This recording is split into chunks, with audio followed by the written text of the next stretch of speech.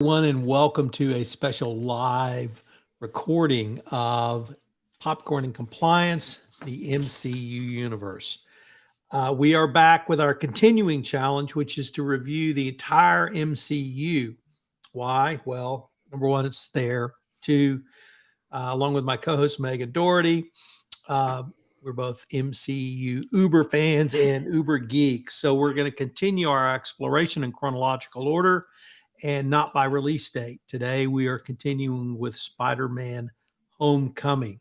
So I'm Tom Fox, the founder of the Compliance Podcast Network and the voice of compliance.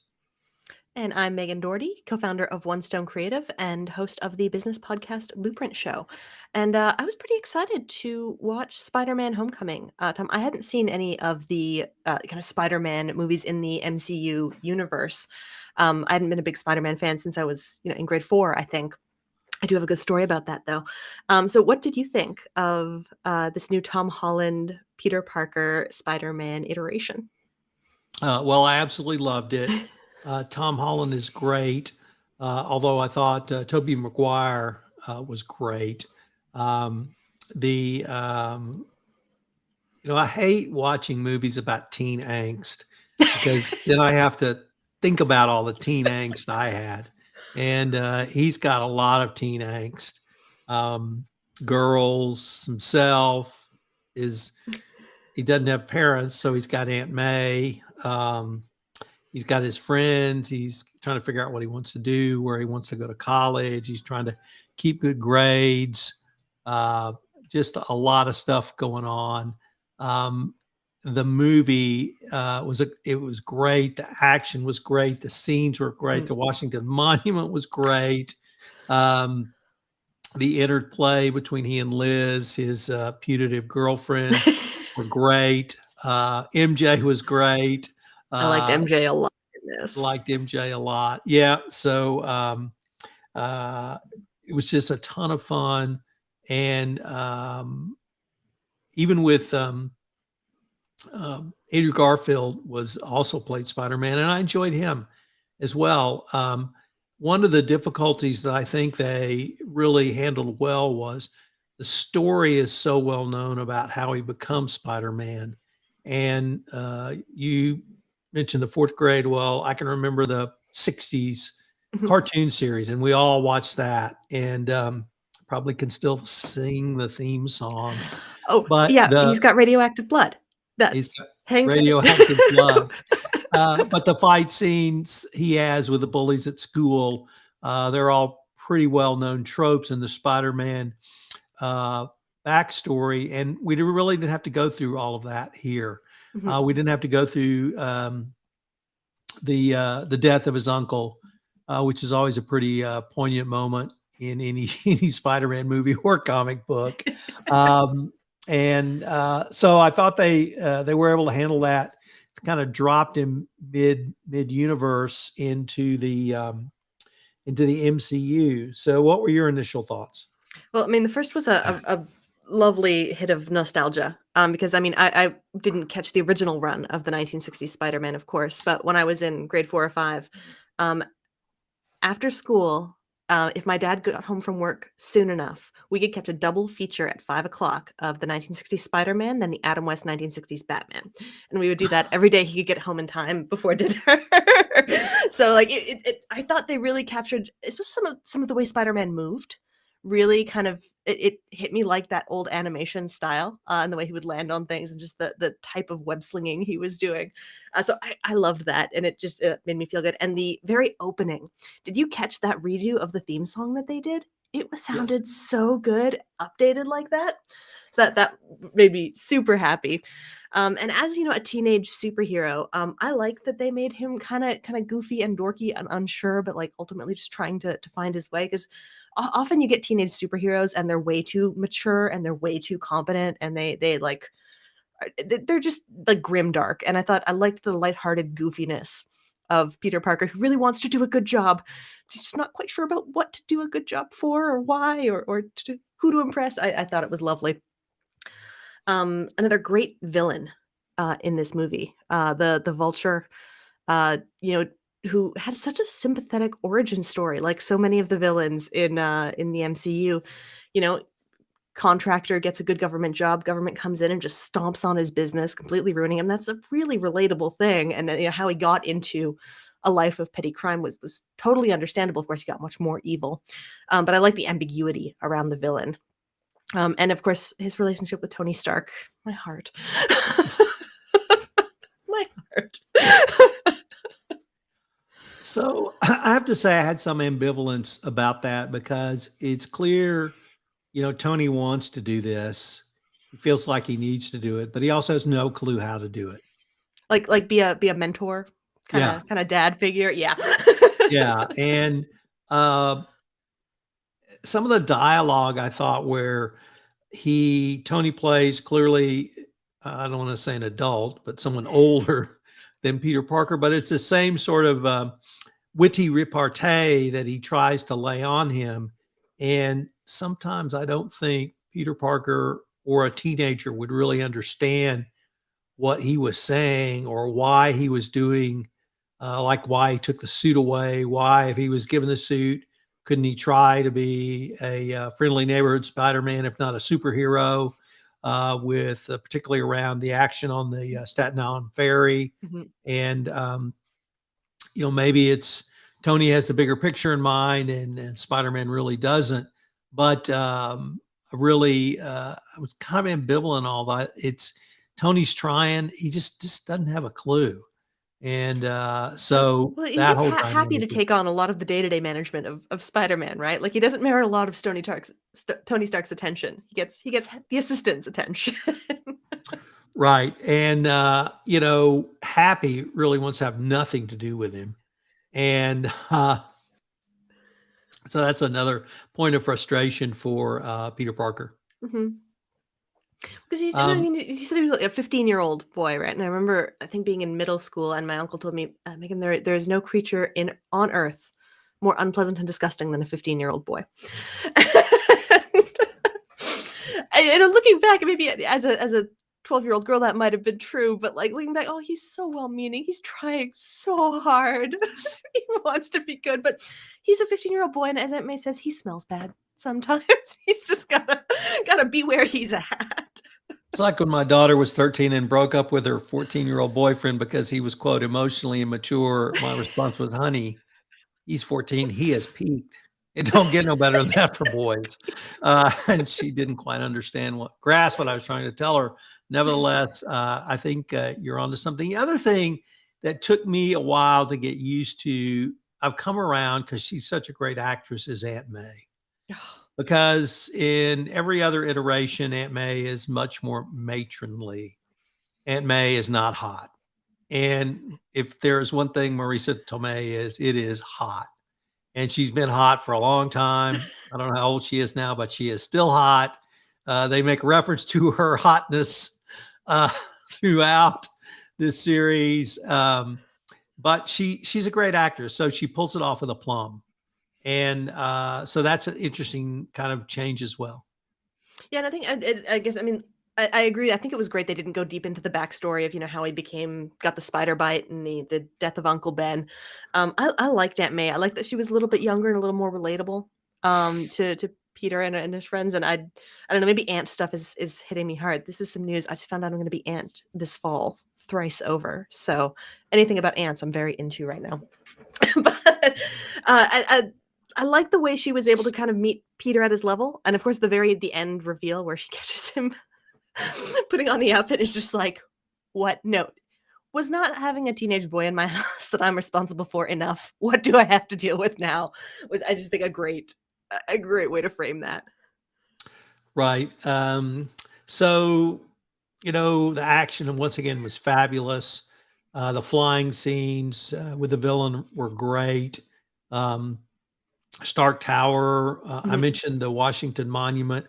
I mean, I got queasy watching that scene. One, where he climbs up the Washington Monument. Two, when he gets to the top and he looks over, I had to look away just from that.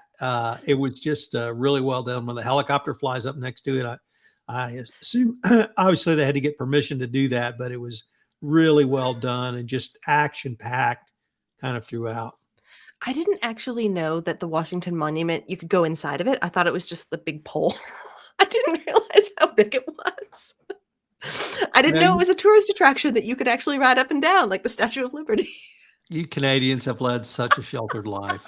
So sheltered. I thought it was a big stick in the ground. Okay. That too, that too. But there was even a nod to when I think MJ asked, was it built with slave labor? And the park ranger kind of, you know, Yeah. yeah, Yeah, it was. yeah. So I thought that was a nice touch I had not seen before. Well, were there any Easter eggs in this that you particularly liked, Megan? I had a couple of them. I think my absolute favorite of all of them was the Captain America school videos that they are watching in the gym and in detention. And I watched them, and like they're funny, and they're just exactly the right tone. But can you imagine how much the other Avengers must have ragged him on that for? Oh, absolutely brutal.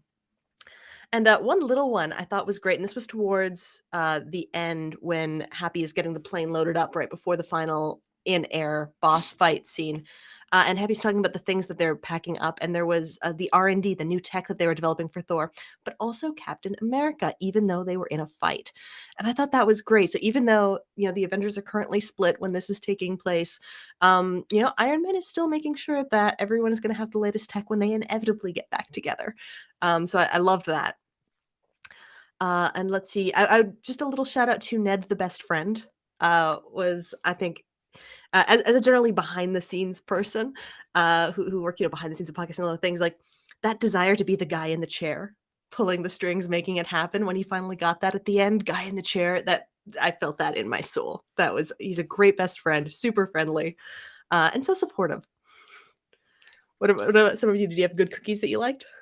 Well, one of them was prior to the movie, there was an announcement that one of my favorite actresses, Jennifer Connelly, was going to Yes. be in the movie. Well, her role was very different than what I had expected, but because her role was the call a girl or woman or an AI called Karen, but she was the AI assistant to Peter Mhm. once he gets the upgraded suit.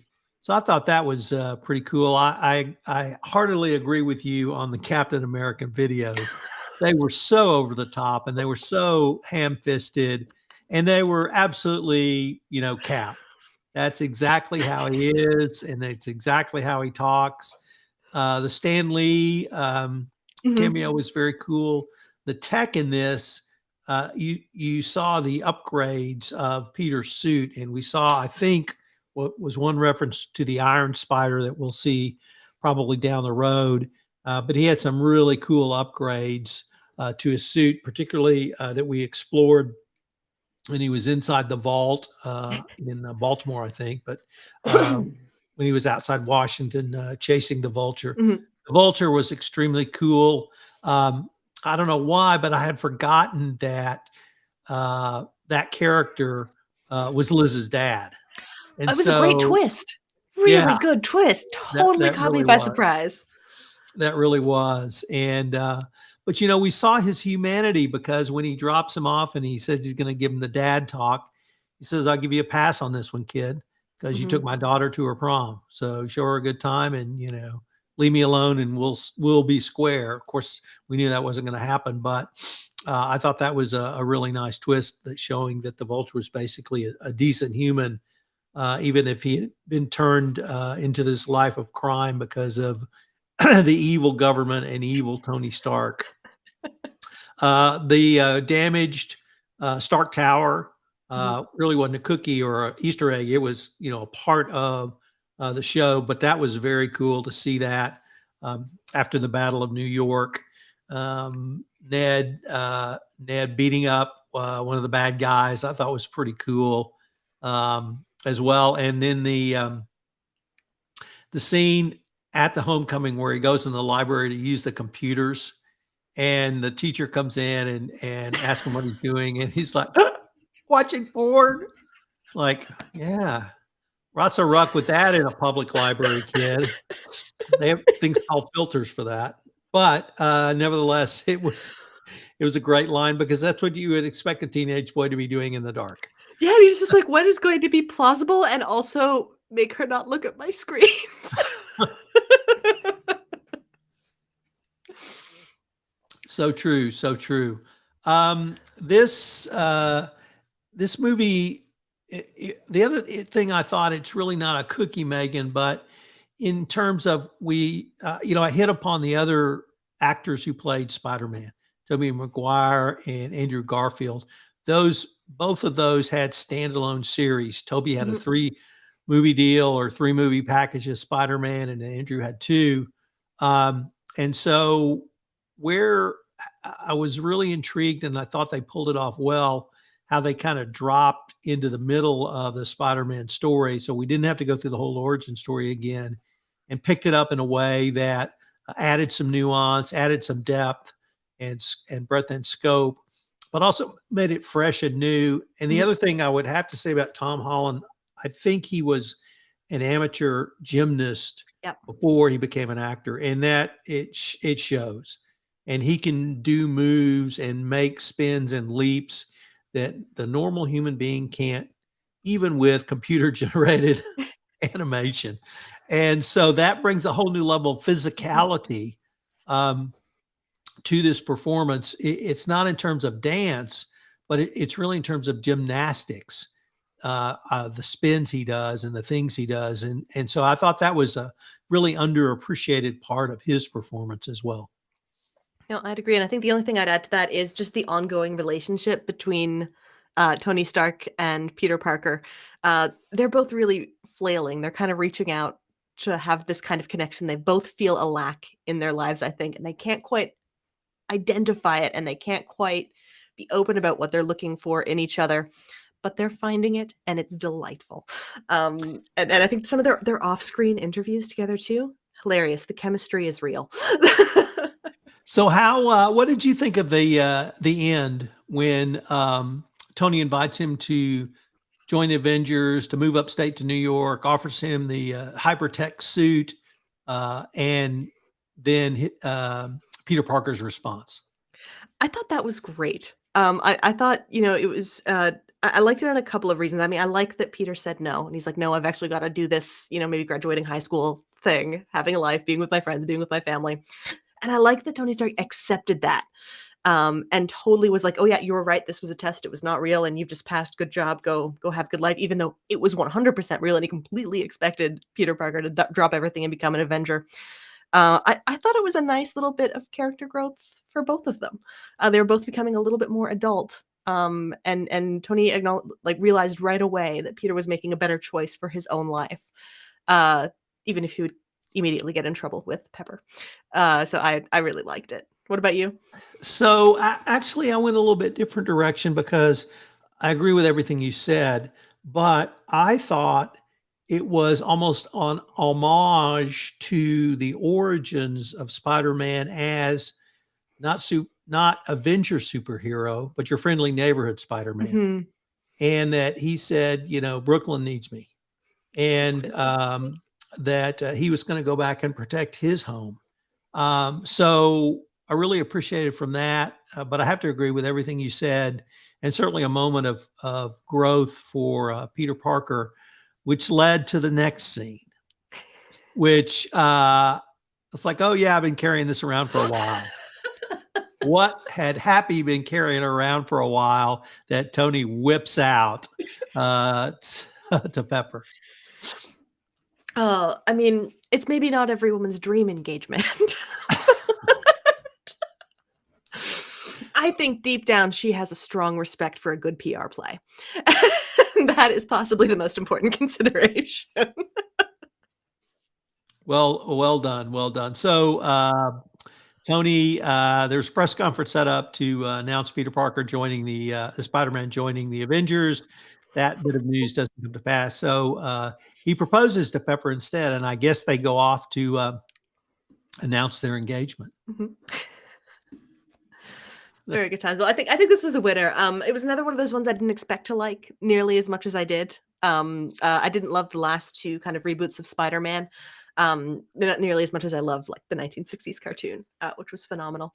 But I maybe I just like Tom Holland, and I like the kind of quippy banter that he does so well. But I thought this was a great movie. I am invested enough in the characters. I'm looking forward to the next ones.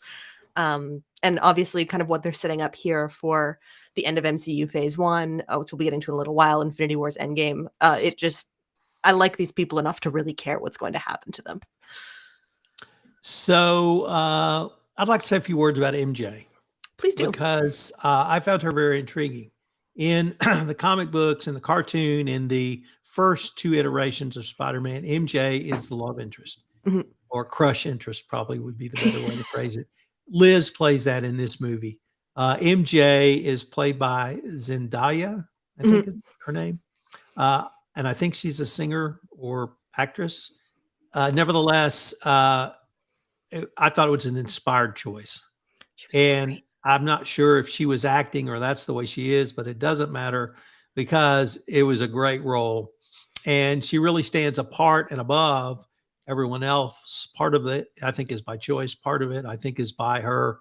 She must have a 200 IQ, just smarter than everyone else. And literally, she says more dialogue in raising an eyebrow than most 30-year actors can do. It was really amazing what she could do in the few scenes she was in, and I think she takes over that love interest, crush interest role in the next iterations of Spider-Man with this version of Peter Parker. But I really enjoyed her role.